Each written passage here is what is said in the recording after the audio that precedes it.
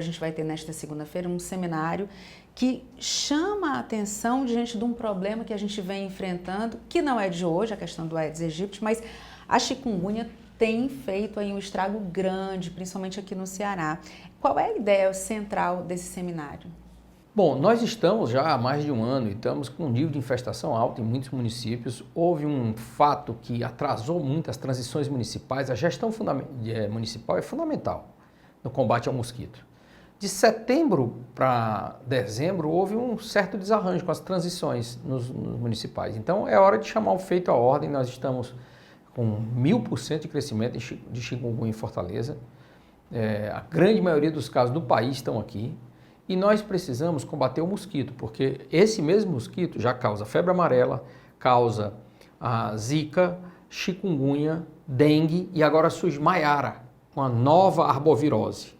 E tem potencial para até 100 arboviroses. Então, nós precisamos aprender a conviver de uma forma diferente.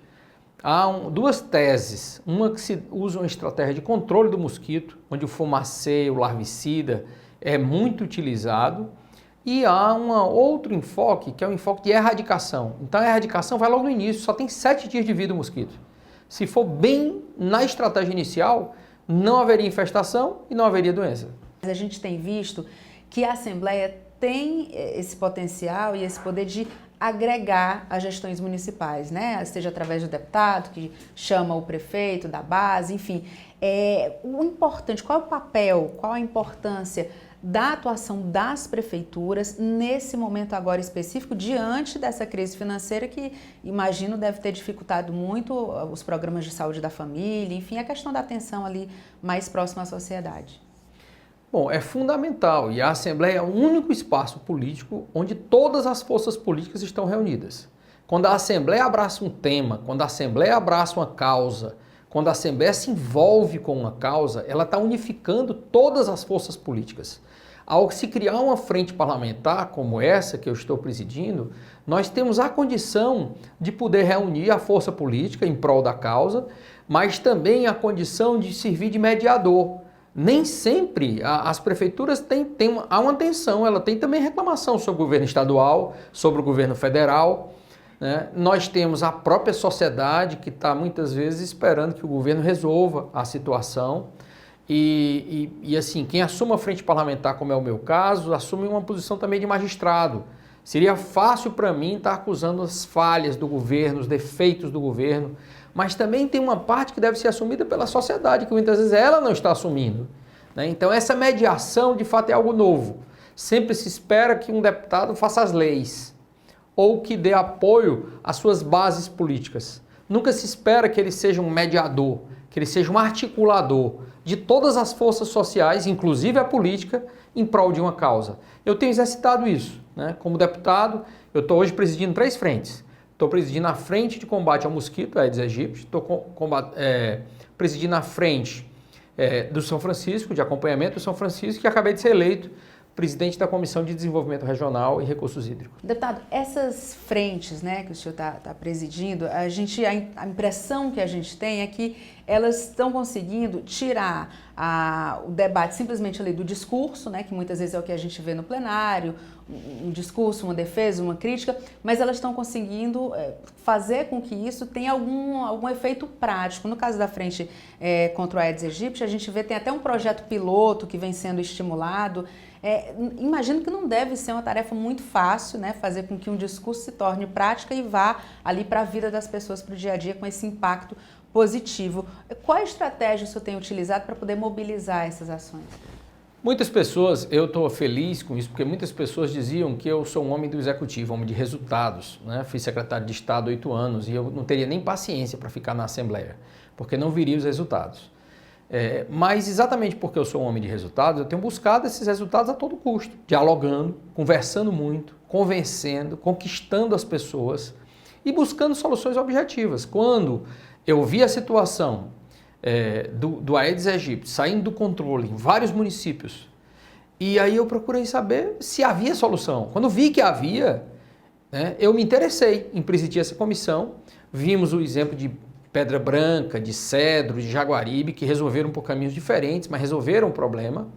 E nós fui a Brasília, é algo novo também, porque eu fui a Brasília como deputado estadual apenas e convenci o secretário nacional de Vigilância em Saúde em vir para o Ceará, será um palestrante desse seminário, mas o mais importante vai se dar no dia seguinte, onde nós vamos fazer uma oficina com técnicos do governo do estado, com técnicos do Ministério da Saúde, técnicos dos municípios, com COSEMES envolvido, Conselho de Secretários Municipais de Saúde, OAB e Unicef. Então, nós juntos, e claro, a Assembleia Legislativa, juntos nós vamos mediar um projeto piloto para resolver o problema em 10 municípios.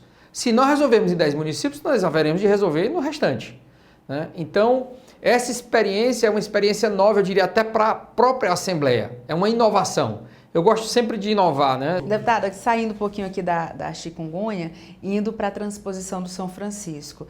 A gente tem visto, inclusive, o senhor indo para Brasília, né? O próprio governador Camilo Santana também tem tentado ali pressionar o governo federal para que essa obra saia.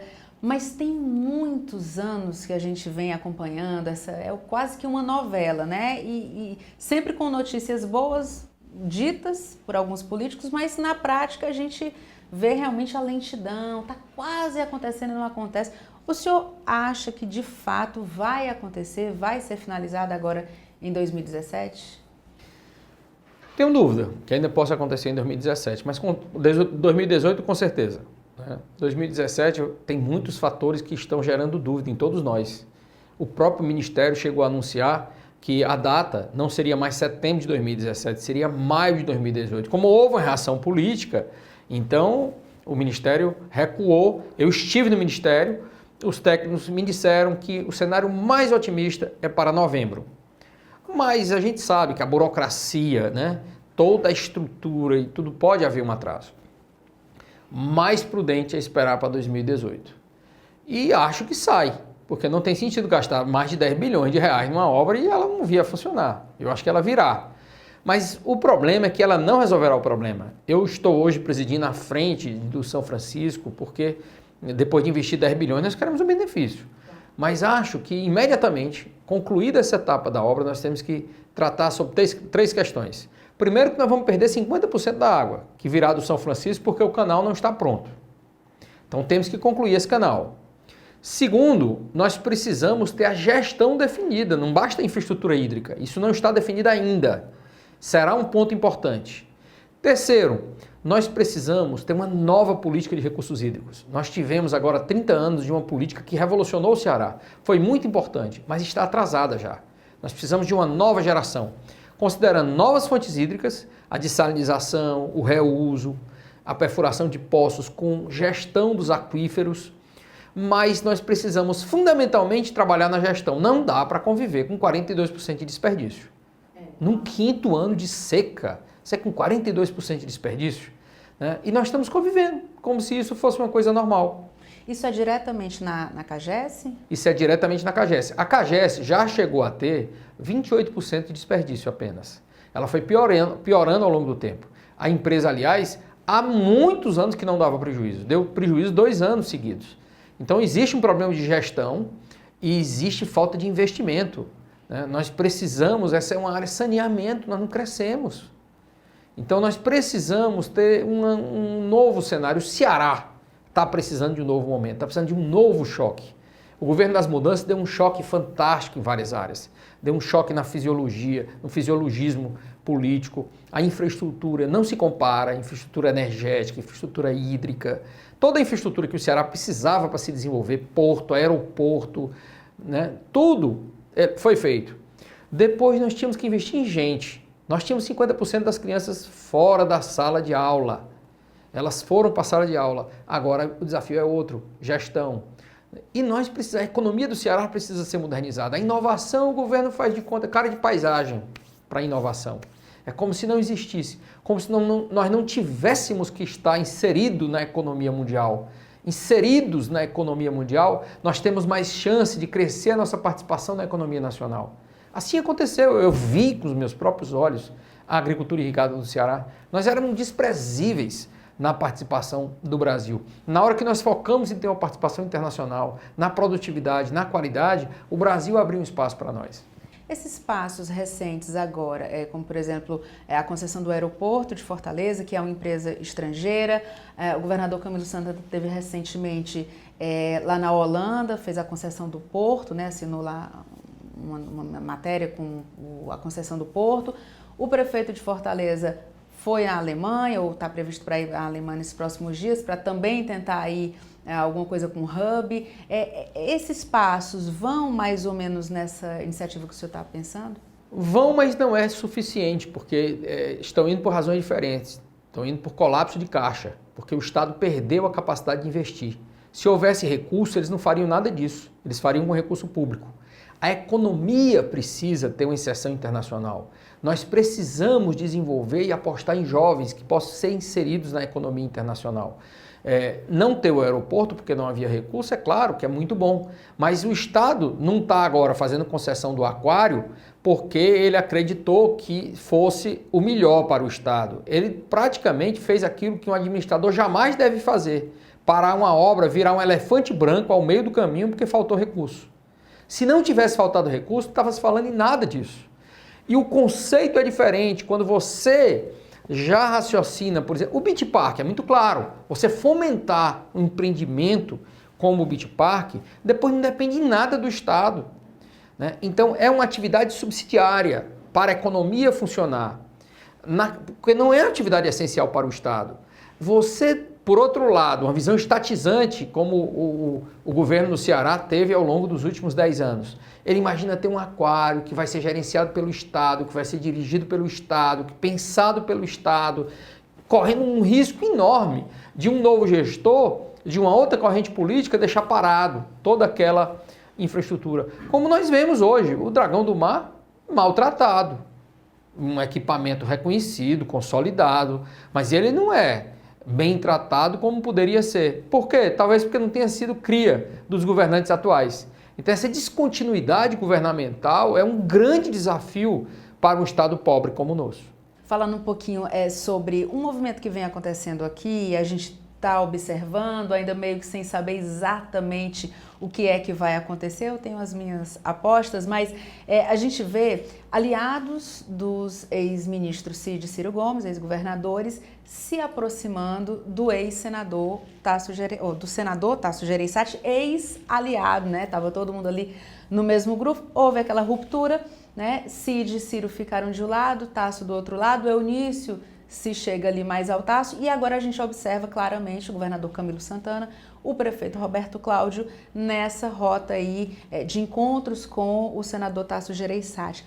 O que é que tem por trás dessa movimentação? O senhor que observa também os bastidores, é uma tentativa de alguma aliança para 2018? O que é que vocês estão sentindo? Bom, pode ser uma tentativa, mas nós temos canais diferentes, porque o ponto de convergência nosso se dará num projeto para o país. Nós temos um candidato a presidente da República. Então, nós estamos recebendo todos aqueles que quiserem apoiar o nosso projeto.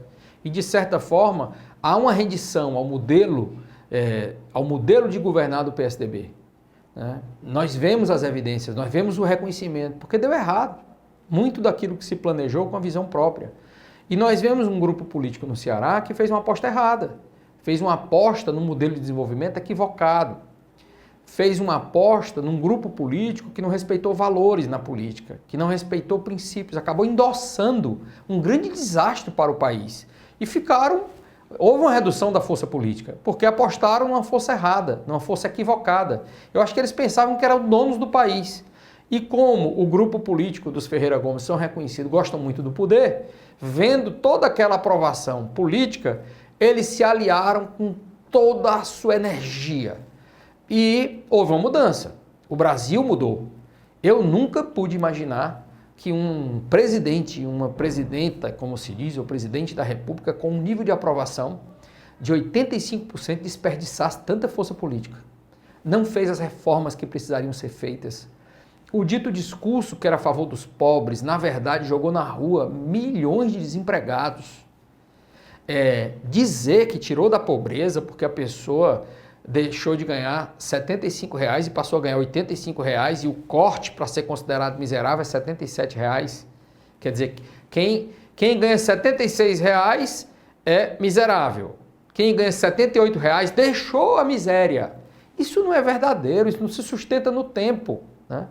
Então, acho que tudo isso veio à tona e nós hoje vemos que a força política está alterando. Todo esse cortejo em nome do Tasso Gereissati, tudo, é porque ele hoje, aos 30 anos de vida pública, é um homem inteiro, respeitado, coerente, não se desviou dos seus valores para ficar no poder a qualquer custo. Foi oposição quando teve que ser oposição. E agora está numa posição estratégica, presidindo a Comissão de Assuntos Econômicos, tem um vasto conhecimento sobre os fundamentos, os princípios da economia e vai dar uma grande contribuição para tirar o país dessa grave crise em que ele está enfiado. Eu sei que eu deveria fazer essa pergunta ao próprio senador Tasso, mas eu vou pedir sua opinião. O senhor enxerga uma possibilidade do senador Tasso apoiar uma possível candidatura do Ciro Gomes à presidência da República, mesmo contrariando o PSDB, que deve ter candidato, como ele fez no passado? Zero possibilidade, né? Eu não vejo nenhuma possibilidade disso acontecer, porque ao longo do tempo, isso foi dito pelo Ciro e foi dito pelo Tasso, eles foram se diferenciando, de modo que aquilo que os uniu um dia, hoje os diferencia tremendamente. A visão que o Ciro tem de país, a visão que o Tasso tem de país, são completamente diferentes. Eu não vejo, né? A não ser que seja um acidente da política, que eu não vejo espaço para acidente agora. Eu vejo espaço para que quem tem os seus princípios e coerência está extremamente cobrado pela sociedade.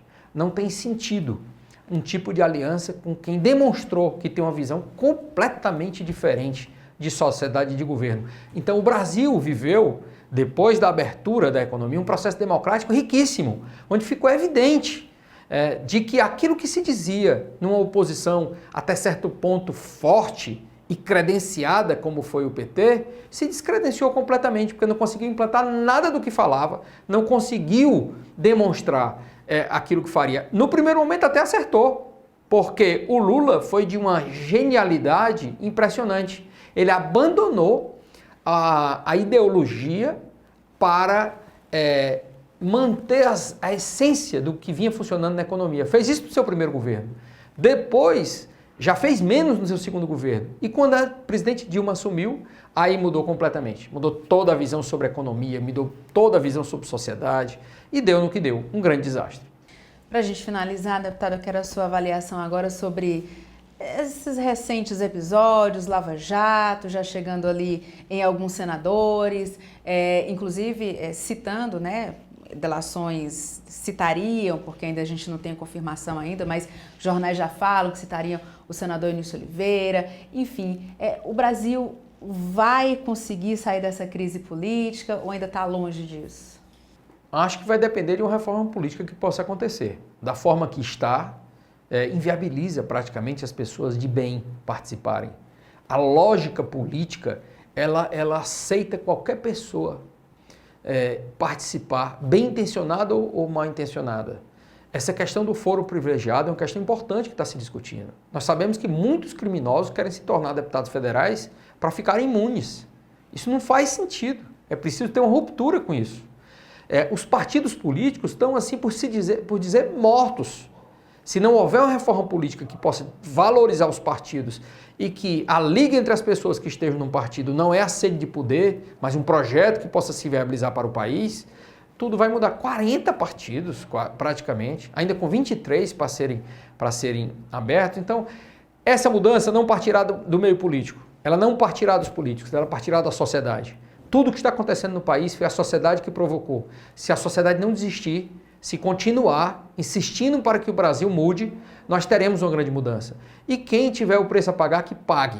Nós temos que ter um senso do que é justo, né? Eu fico preocupado quando há um denuncismo sem ter ainda a devida comprovação. Pode se jogar na lama vidas públicas se não tiver sido comprovada a culpa. Mas quem tiver culpa tem que pagar. E eu acho que o preço é a própria sociedade quem vai dar para extirpar da política brasileira. Agora, para surgir o novo, pode surgir novo, apenas novo no nome e na trajetória política, mas com a mesma mentalidade, com as mesmas motivações. Então é preciso votar é muito pouco. É preciso uma participação social nas políticas públicas e no acompanhamento dos políticos, para que eles não se desviem. E se desviarem, que eles sejam tremendamente constrangidos e cobrados, para que a sociedade, ao final, não pague um preço caro e irreversível. Deputado, muito obrigada, boa sorte e bom trabalho.